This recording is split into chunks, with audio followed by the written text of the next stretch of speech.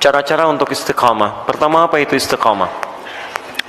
Istiqamah itu dari kata qamah ditambah ista. Qamah itu asalnya tegak, lurus, sempurna. Kalau ditambah ista, kata ista dalam bahasa Arab menunjuk pada usaha atau keinginan untuk mewujudkan sesuatu. Bisa berarti permintaan atau usaha untuk mewujudkan sesuatu. Misal, kalau wujudnya permintaan, antum pernah dengar kalimat istighfar? Istighfar itu dari kata ghafara, artinya ampunan, al-ghufru. Ditambah ista jadi istaghfara, minta ampunan. Sifatnya disebut dengan istighfar. Maka ista di sini fungsinya untuk memohon, meminta. Ada yang sifatnya usaha.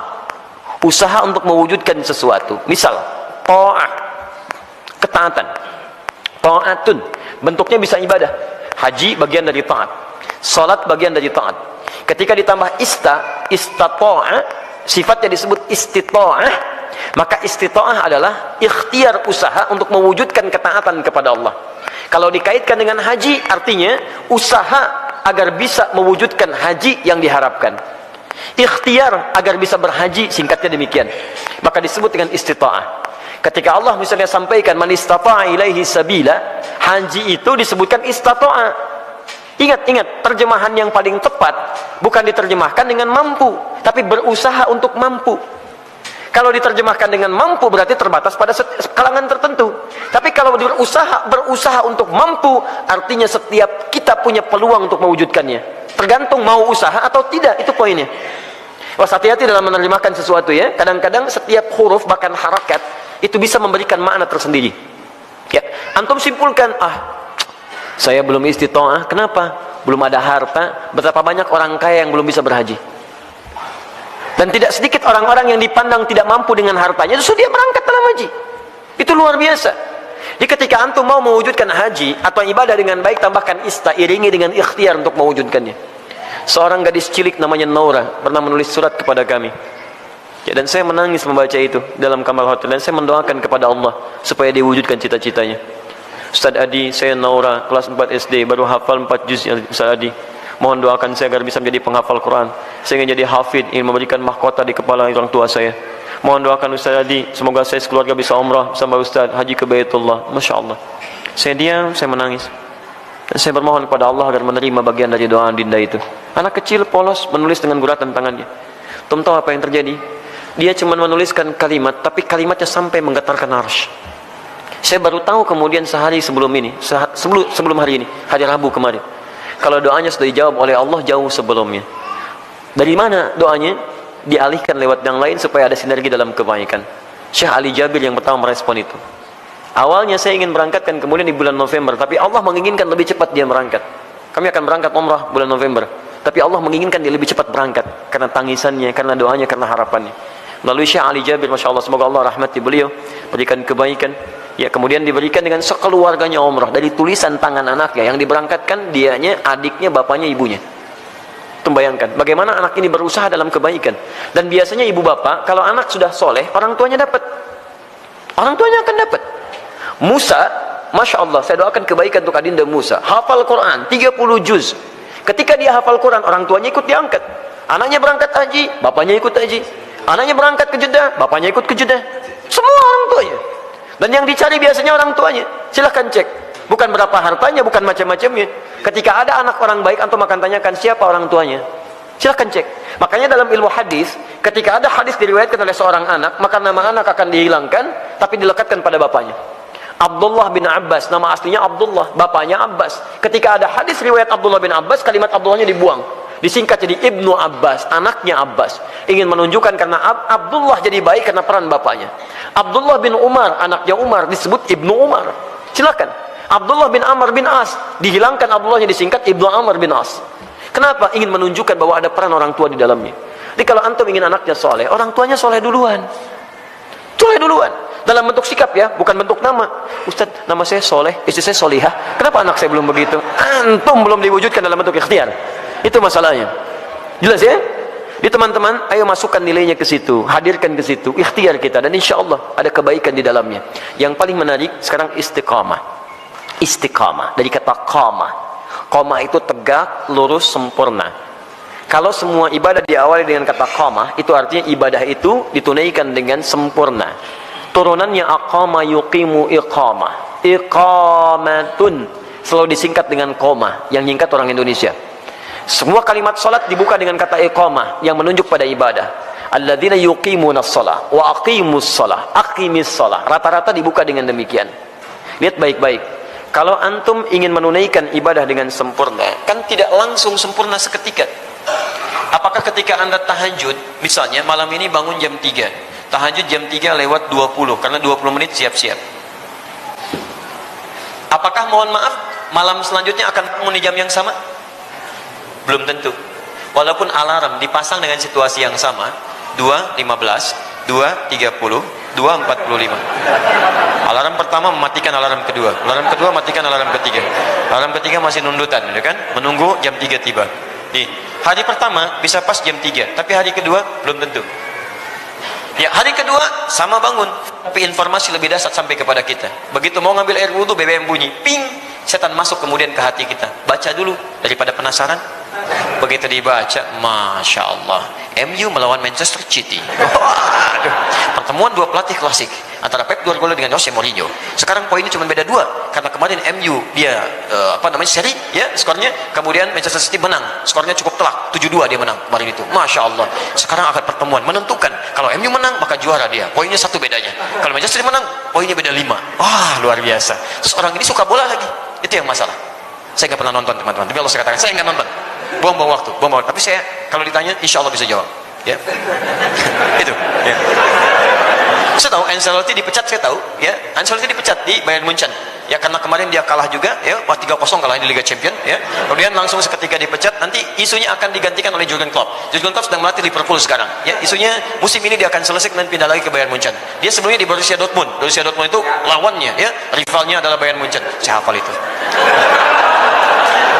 Udah, sudah sini. Tapi sekali lagi saya nggak nonton. Ini 3.20. Antum berusaha ngatasi gangguan ini, berusaha untuk konsisten sempurna sesuai waktu dan keadaannya. Berusaha tambah ista dengan qamah. Disatukan jadi istaqama, yastaqimu, sifatnya disebut dengan istiqamah. Jadi istiqamah itu artinya usaha untuk konsisten dalam kebaikan atau ketaatan. Usaha untuk konsisten menunaikan ketaatan.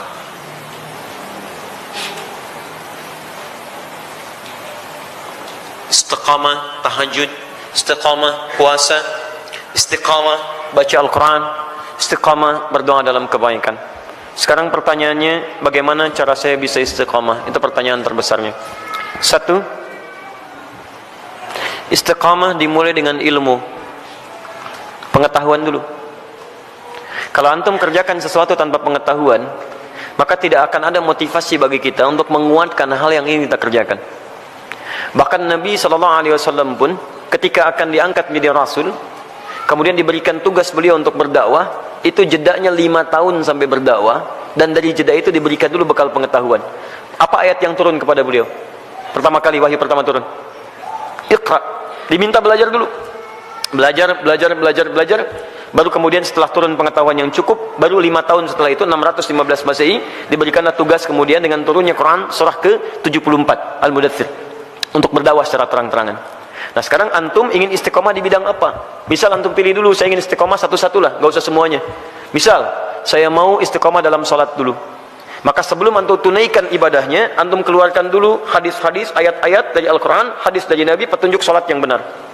Kalau antum tidak keluarkan ini, nanti antum akan istiqomah pada yang salah. Karena boleh jadi antum sholat dengan cara yang keliru. Salah takbirnya, kemudian salah rukunya, salah sujudnya, maka turunkan kemudian pengetahuannya untuk memudahkan kita dalam menunaikannya. 1. Yang kedua, keluarkan kemudian motivasi-motivasi positifnya, ya, keutamaannya. Keutamaan itu untuk selalu memotivasi kita kala kita sedang menurun, ya, dalam mengerjakan amal soleh yang dimaksudkan. Misal, itu boleh dituliskan. Saya ingin tunaikan tahajud, ingin istiqamah. Antum keluarkan keutamaan tahajud, tuliskan. Ada 4 keutamaan tahajud dalam Al-Quran. Quran surah 17 ayat 79 sampai dengan 81, paling kiri sebelah atas. 1, mengangkat karir di tempat terbaik. Asa ayyab'atsaka rabbuka maqaman mahmuda. 2, mendapat bimbingan Allah saat menjalani aktivitas. Wa rabbi adkhilni mudkhala sidqin. 3, mendapat bimbingan Allah keluar dari kesulitan. Wa akhrijni mukhraja sidqin. 4, mendapat perlindungan dari Allah ketika diganggu oleh orang lain, langsung tanpa perantara. Waj'alni min ladunka sultanan nasira. Demi Allah saya katakan ya, saya mohon kepada antum, kalau masih punya banyak tugas, pekerjaan macam-macam tuh, jangan tinggalkan tahajud. Walaupun cuma 2 rakaat, witirnya 1 rakaat, jangan tinggalkan. Kalau antum konsisten, maka nilai-nilai kebaikan akan Allah berikan. Supaya jadi motivasi, antum tuliskan itu. Tempelkan di samping kanan, di dinding tembok kita mau tidur itu, sampaikan sebelah kanan, tempelkan. Di begitu antum mau tidur, antum bisa melihat itu. Dalam keadaan lupa pun ketika antum melihat itu, antum bisa termotivasi untuk bangun di malam harinya. Kalau bisa tambahkan kalimat di bawahnya. Ya, tambahkan kalimat di bawahnya. Apa kamu merasa sudah ada jaminan surga? Nabi aja ahli surga, tahajud. Kamu bukan nabi, bukan rasul, bukan ahli surga, nggak mau tahajud. Apakah kamu masih sehat sampai malam ini? Tuliskan. Sampaikan. Dibuat kalimat-kalimat, quote-quote yang indah untuk memotivasi kita ibadah. Ayo. Non muslim aja punya quote untuk kehidupan mereka. Masa urusan akhirat kita nggak punya quote yang baik? Hadirkan. Kita antum tuliskan, jadi motivasi. 2, 3, di 1 pelajari dengan ilmu, 2 keluarkan keutamaannya, 3 hadirkan ancaman-ancaman Allah saat antum menyimpang dari amal soleh yang tengah dikerjakan. Ancamannya, misal tadi ingin meningkatkan sholat, dimulai dengan sholat fardu, terus tiba-tiba terfikir untuk mengabaikan sholat karena ada proyek, terus tunda-tunda sholat, kan? Karena ada proyek tertentu sampai Jumatan ditinggalkan untuk mengumpulkan dunia. Maka antum boleh keluarkan ancaman Allah pada yang seperti itu supaya tetap memacu kita supaya bisa istiqamah. Misal, turunkan Quran surah Al-Humazah. Ya, wailul likulli humazatin lumazah. Celaka bagi para pengumpat. Itu terjemahan mushaf. Tapi kalau kita terjemahkan dengan terjemah yang menggunakan nilai bahasa, ya, ada balaghah, ada nahwu, ada saraf ya. Setiap yang ada taknya menunjuk pada perempuan. Ya, kalau kita hadirkan sekarang, celakalah bagi para sosialita yang tukang gosip. Ya, perempuan-perempuan yang senang bergosip. Alladzi jama'a mala wa 'addada. Ini agak unik. Biasanya kalau tak pasangannya dengan allati, tapi ini menggunakan alladzi. Alladzi menunjuk pada laki-laki bukan perempuan. Istrinya suka gosip, laki-lakinya, suaminya suka mengumpulkan harta. Di suami sibuk dalam bekerja, istrinya sibuk menggunakan harta suami untuk kumpul-kumpul, cuman gosip dan sebagainya. Lihat, alladzi jama'a mala wa 'addada. Yang suaminya sibuk dalam bekerja, cuman ngitung-ngitung hasil aja. Keuntungan sekian, ini sekian, ini sekian. Mama, ini yang kita dapatkan begini-begini. Ya Pak, besok mama pakai untuk pertemuannya Pak, arisan. Ya gitu kan, cuman begitu. Berangkat ngobrolin orang begini macam-macam. Jadi habis di situ aja. Suaminya berangkat gelap, pulang gelap, berangkat lagi macam-macam. Enggak ada kenikmatan dalam kehidupannya. Lihat, yahsabu anna malahu akhlada. Dia kira harta itu bisa membuat kekal di dalam kebahagiaannya. Perhatikan, sampai sholat ditinggalkan, Jumatan diabaikan.